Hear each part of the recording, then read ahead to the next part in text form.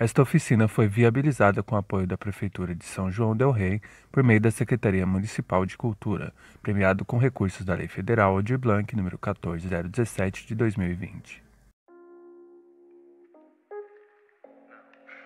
Nesse ano de 2020 eu resolvi fazer o meu primeiro quadrinho. E resolvi também mostrar um pouco do processo de realização desse quadrinho.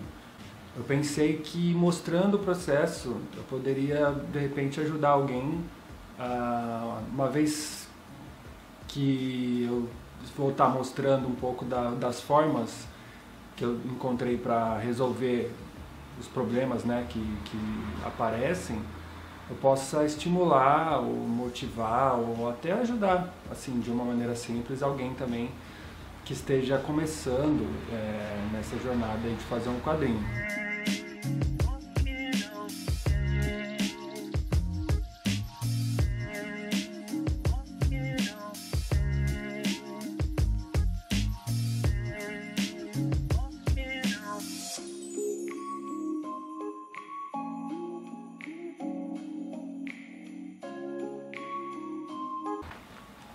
Bom, tudo começou aqui.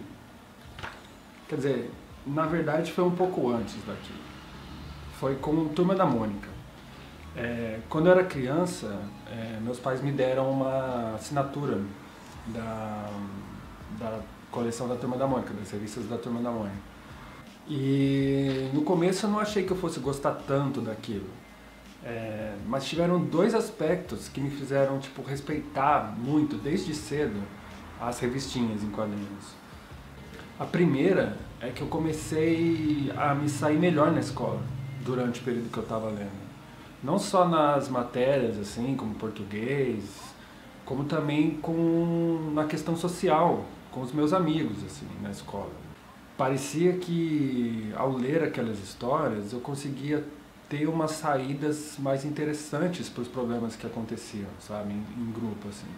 E a segunda coisa foi uma questão técnica mesmo, dentro do tipo da comunicação que os quadrinhos usam. Eu fiquei muito intrigado como um arranjo simples, visual, um desenho, era capaz de exprimir de uma forma clara um sentimento humano. Quer dizer, naquele momento eu percebi que o desenho era capaz de representar uma ideia de uma forma muito mais clara e impactante do que o texto, por exemplo. Bom, então eu achava a Turma da Mônica super legal, mas passado aquele ano de assinatura, meus pais não renovaram e aí eu deixei de ler quadrinhos simplesmente, né? E fiquei apenas com curiosidade, por exemplo, eu tinha muita curiosidade de ler X-Men, por causa do desenho que passava na Globo. Mas quando eu entrava numa banca assim de revista, eu ficava folheando aquelas histórias ali, e eu não concebia a ideia de, por exemplo, começar a história daquele ponto. Quer dizer, eu via lá, a revista era número 120, por exemplo. Então, na minha cabeça, eu achava que não fazia sentido começar a ler a partir dali. Eu tinha que começar a ler a partir de um começo. E eu não entendia direito como é que funcionava essa coisa da sequência das histórias nas revistas em quadrinhos, né? É que um dia, enfim, eu achei isso aqui, de fato, que é a primeira edição dos Fabulosos X-Men, tá? Que saiu pela Abril. E é a número 1, quer dizer, e é do X-Men e tinha essa capa aqui, né? E aí, pelo fato de ser a número 1, eu pensei assim, poxa, agora sim eu posso começar a acompanhar essa história. Tipo, é o começo de alguma coisa. Na minha cabeça era assim, né? Eu não sabia que, na verdade, era só o começo de uma nova linha de produto dentro da linha X-Men.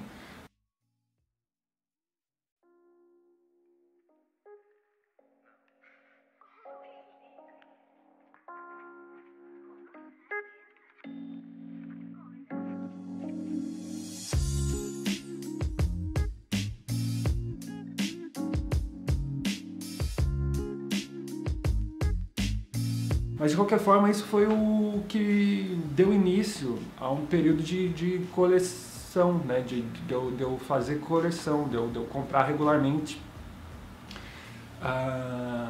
as revistas que saíam como Fabulosos X-Men.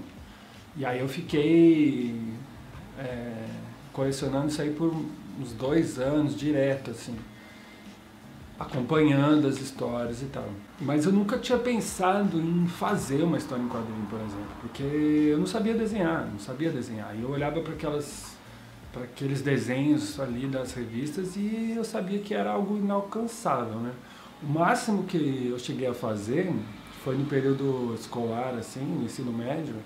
Eu e um amigo meu, a gente fazia uma espécie de zine, assim. Então a gente fazia uma capa, né? Pegava uma folha A4, a gente fazia uma capa e eu desenhava uma história e ele desenhava outra história. E aí eu fazia os diálogos da história dele e ele fazia os diálogos da minha história, uma coisa bem nonsense, assim.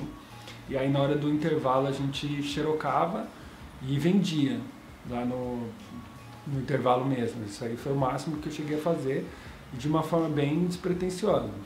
E aí depois desse período eu parei totalmente de desenhar e tal, assim, pensar em algo desse tipo. Naquele momento de decidir o curso que a gente ia fazer para a faculdade, e aí eu decidi fazer psicologia, e aí quando eu passei de fato assim, numa faculdade, eu comecei a estudar, mas eu percebi que eu só pensava nisso, só pensava em algo relacionado à arte, né? Sempre gostei muito de música, de desenho, e eu não conseguia pensar em outra coisa. Então eu percebi que eu tinha que fazer, por exemplo, sei lá, tentar fazer alguma espécie de curso nessa área. E aí eu entrei numa faculdade para fazer artes visuais. E aí foi nesse período, né, durante o curso de artes visuais, que eu conheci uma outra coisa que ia me fazer querer escrever, sei lá, as minhas próprias histórias em quadrinhos, que foi isso aqui, que foi o Robert Crumb, né? Eu descobri, né, o trabalho dele e logo em sequência eu vi um documentário que mostrava ele e também outros artistas assim do que seria o underground do quadrinho norte-americano ali. E aí que eu percebi onde eu poderia atuar de uma forma mais natural, quer dizer, eu não me imaginava trabalhando por uma Marvel, por exemplo, porque primeiro que eu não sabia desenhar e eu achava aquilo impossível mesmo, né? Agora fazer uma coisa mais autoral, uma coisa underground mesmo, até pelo fato de eu ter tido contato com essa cultura mais underground antes, assim, na minha vida, quer dizer, eu já curtia punk rock, eu já ia a shows, então essa coisa tipo de fazer algo mais autoral e algo tipo a partir dos seus próprios recursos, assim, me parecia muito mais viável.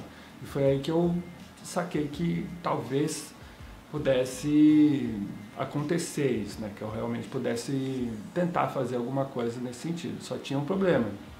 Eu ainda não sabia desenhar direito, né? Bom, isso traz a gente até esse momento presente, né? Que agora eu aprendi a desenhar um pouquinho e então estou decidindo de fato fazer meu primeiro trabalho maior assim em história em quadrinhos, né? Mas aí eu vou contar melhor sobre ela, do que se trata e os processos em outros vídeos para não ficar tão grande e tão longo logo de cara. E agora, o que fazer? Eu disse que eu tive 2 ganhos ao ler as histórias em quadrinhos, certo? Uma foi no convívio social e a outra foi poder entender as representações visuais, os desenhos como uma forma de expressão. A minha sugestão para você, então, é 1. Enumere as histórias em quadrinhos que tiveram um efeito positivo em você, que fizeram você pensar na sua própria vida, que te ajudaram a olhar para uma parte da sua vida de uma maneira diferente. Tente reparar quais elementos da história contribuíram para que essas coisas acontecessem.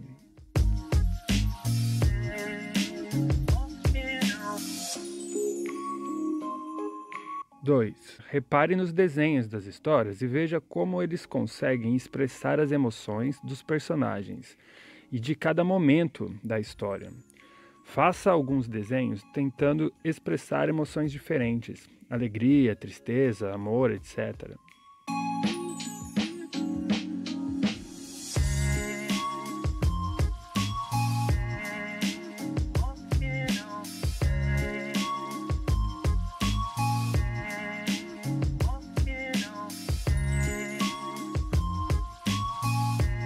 Obrigado aí pela paciência de vocês e até a próxima.